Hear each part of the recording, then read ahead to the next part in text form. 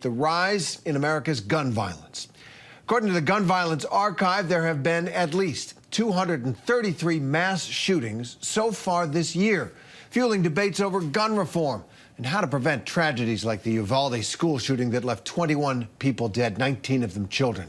Yesterday, President Biden addressed the crisis. Let's listen. This isn't about taking away anyone's rights. It's about protecting children. It's about protecting families. It's about protecting whole communities.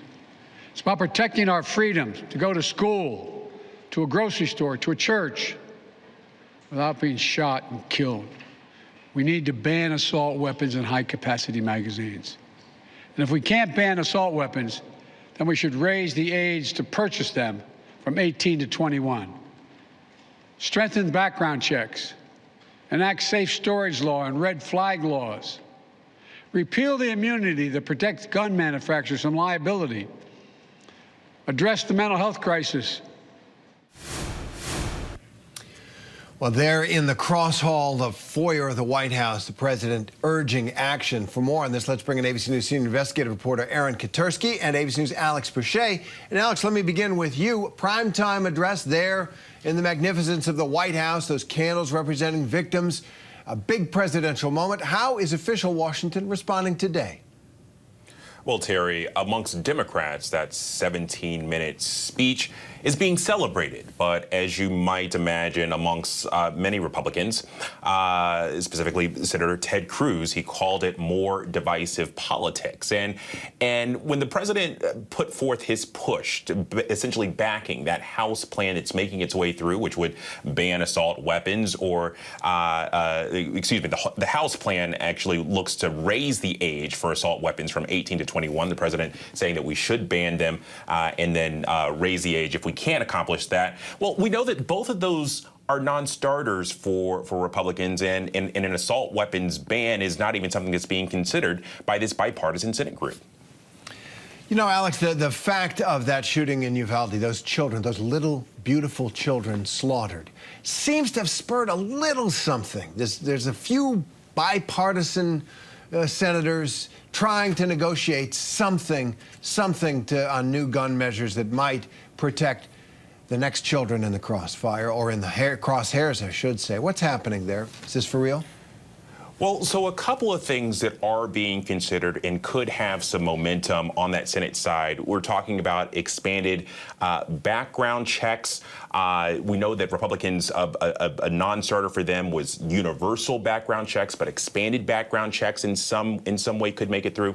Also, looking at incentives for red flag laws is something that that Senate group is examining. And then the last thing, and this is something that was actually really important for Republicans, Minority Leader Mitch McConnell said that it was imperative that any legislation that came out of this group included something that also addressed funding for mental health and school security. And that's what the Republicans want. So maybe there's a deal there. Let me go to Aaron now. Aaron, you know, we've heard about a teacher at that Uvalde school in Texas who was at the shooting, taking steps to file court proceedings against the gun maker, the maker of the gun that the shooter used, Daniel Defense. And I wonder what the significance of that is. Could it work? What would it do? Well, Terry, it's the same teacher that investigators at first said propped open the door to allow the shooter in unobstructed. Now, of course, they've corrected the record to say that the teacher did shut the door. It just didn't lock behind her. But she's more interested now in the gun that she says harmed her and all of those kids and the other two teachers that were killed. So she and her lawyer are trying to urge Daniel Defense to preserve documents, and that is sort of a precursor to a lawsuit.